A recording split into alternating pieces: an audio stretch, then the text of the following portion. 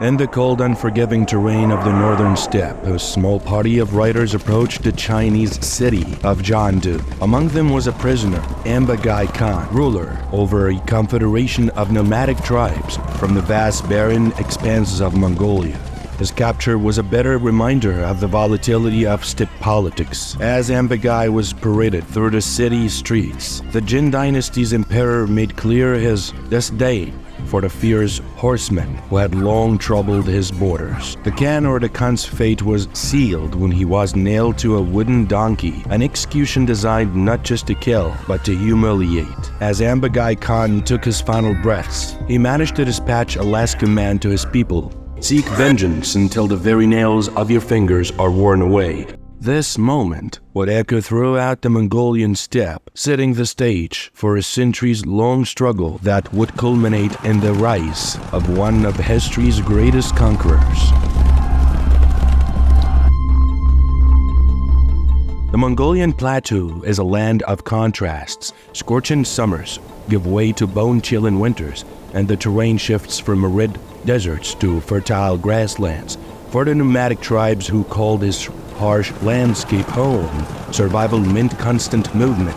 The Mongols lived in portable felt tents known as yurts or gurs, which could be easily disassembled and transported as they moved their herds in search of new pastures. Their lives were shaped by the rhythms of the steppe, the seasonal migrations, the ever-present threat of raiders, and the struggle to protect their livestock from both predators and rival clans. Mongol society was deeply intertwined with nature and spirituality. The people believed that the physical world was influenced by a parallel realm inhabited by spirits, some benevolent, others malevolent. Mountains, rivers, and even dark clouds were thought to house these spiritual forces, and only shamans could bridge the gap between the earthly and the divine, draped into robes and chanting ancient incantations.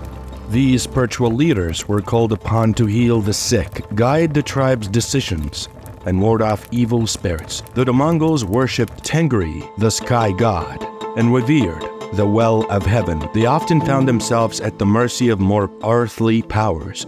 To the south, the Liya dynasty once ruled much of the steppe, but they were ousted by the Jurchen, who established the Jin dynasty. This upheaval left a power vacuum, with various Mongolic and Turkic clans vying for control. These tribes were not yet united. Instead, they forged temporary alliances through marriage and trade, only to betray one another for plunder or revenge. By the early 12th century, the political landscape of Mongolia was fractured and chaotic. The fall of the Liya dynasty had left the steppe in turmoil, with Mongol and Turkic tribes locked in a cycle of warfare, raids, and shifting allegiances. The Jin dynasty, eager to maintain control over its northern frontier, exploited these divisions by pitting tribe against tribe. The Mongols, far from being a unified force, were often their own worst enemies. One such moment of treachery occurred when Ambaghai Khan attempted to secure an alliance through marriage. He sought to marry his daughter to a leader of the Tatars, another nomadic group that roamed the steppe. However, the Tatars betrayed him, delivering Ambaghai to their Jin allies, who executed him in a display meant to deter future challenges to their authority. This act of betrayal would not be forgotten. It fueled a burning desire for revenge among the Mongols, and they began to seek a leader who could unite them against their enemies. In the wake of Ambaghai Khan's death, the Mongols were in desperate need of a leader who could rally them against their foes. They found such a figure in Qutula Khan, a warrior of immense strength and fearsome reputation. Legends told of Qutula's origins, claiming that he was born in a demon-infested region and that his voice could shake mountains. His ferocity in battle and unwavering resolve made him the natural choice to lead the Mongols in their quest for vengeance. Qutula's rise to power was marked by a series of skirmishes and raids against the Tatars and the Jin dynasty. He was joined by allied Mongol clans, including members of his own family, the Borjigin. Among his followers was his roguish nephew, Yesugei, a cunning warrior who would later play a pivotal role in the Mongols' ascent. Together, they launched raids that struck fear into their enemies, capturing settlements, plundering goods, and taking prisoners.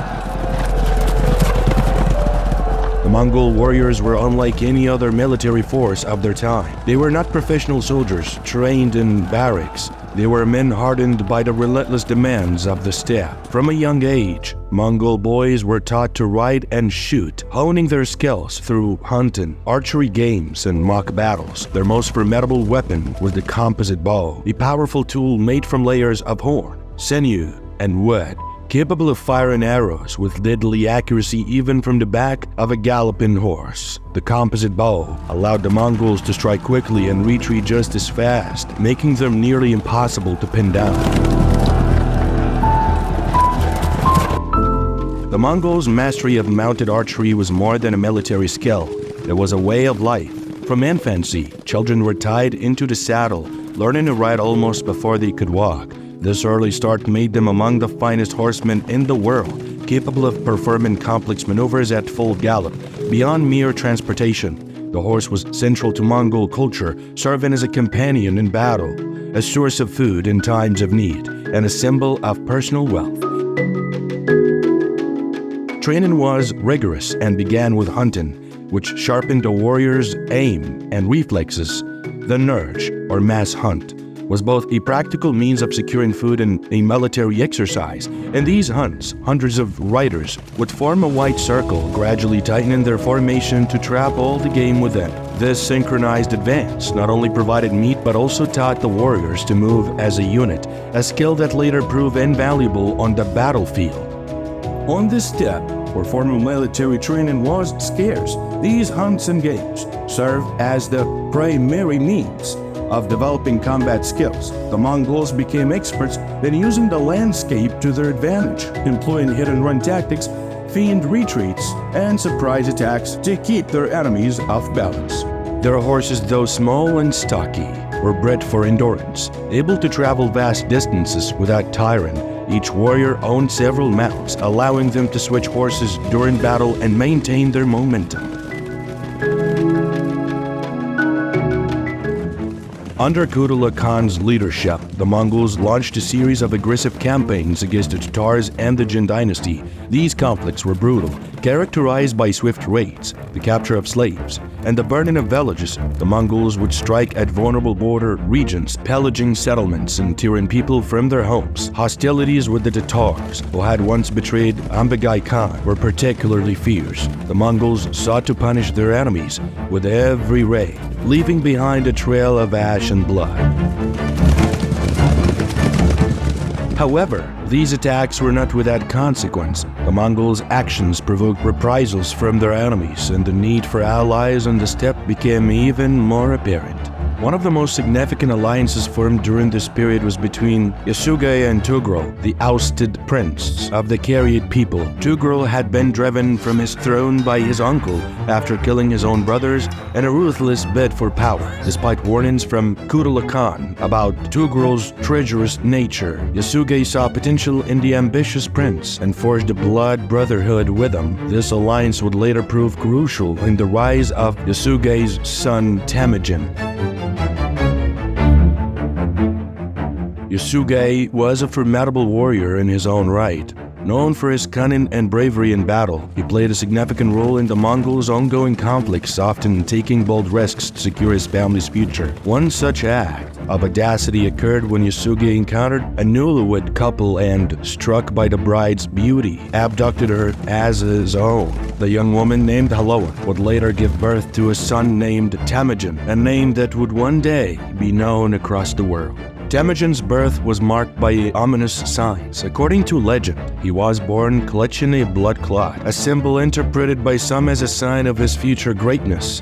But his early years were anything but fortunate. Around 1164, Qutula Khan fell in battle against the Tatars, and with his death, the Mongols' unity began to unravel. Yesugei continued to fight valiantly, but he lacked the resources and support needed to consolidate power. In a desperate bid to secure Temujin's future, Yesugei arranged for his son to be betrothed to Borte, the daughter of a local chieftain. This alliance was meant to strengthen Yesugei's position, but fate had other plans. While traveling home from the marriage negotiations, Yesugei stopped to join a feast hosted by Tatars. Unbeknownst to him, his hosts had recognized him as an enemy, and they poisoned his food. Yesugei succumbed to the poison soon after, leaving his family vulnerable and without protection. His death was a devastating blow. Temujin and his siblings, along with their two mothers, were abandoned by their clan and left to fend for themselves in the harsh wilderness. The death of Yesugei marked the beginning of a dark period for the young Temujin and his family. Isolated and impoverished, they were forced to survive on the fringes of society, scavenging for food and enduring the bitter cold of the steppe. Temujin's early life was a constant struggle against starvation, betrayal, and the relentless challenges of the nomadic existence. During these years, the Mongols were not seen as a burgeoning power. They were a fractured people, with many serving as slaves to the more powerful Jin dynasty. The Jin rulers regularly raided the steppe, seizing Mongol men, women, and children to be sold as slaves in the markets of Jiandu and beyond. For most Mongols, life was a daily fight for survival, with little hope of changing their fate. Despite these hardships, Temujin displayed a tenacity that set him apart. He learned to navigate the complex web of alliances and enmities that defined steppe politics, forging friendships and gathering loyal followers. Even in the face of overwhelming adversity, he never lost sight of his ambitions. His story, like that of the Mongols, was far from over. The Mongols' journey from a fragmented, marginalized people to a united force capable of reshaping the world began with Temujin. His early life was marked by hardship, loss, and betrayal. But these challenges forged him into a leader unlike any other. By the late 12th century, the Mongols were still a disparate collection of tribes, but Temujin's rise to power would soon change that. Under his leadership, the Mongols would become a disciplined and formidable army, bound by a common purpose and driven by the memory of past humiliations. Temujin's vision extended beyond mere survival. He sought to unite the steppe under a single banner, to avenge the wrongs done to his people, and to claim a place for the Mongols on the world stage. His relentless drive and tactical brilliance would earn him the title of Genghis Khan, and the Mongols would go on to carve out the largest contiguous empire in history. The story of the Mongols before Genghis Khan is one of struggle, resilience, and transformation. From the harsh realities of the steppe to the political machinations of the rivals, the Mongols navigated a world that was constantly at odds with their survival. Yet, it was these very challenges that honed their skills and forged their identity as warrior people. Before Genghis Khan, the Mongols were a fragmented society torn apart by internal rivalries and external threats.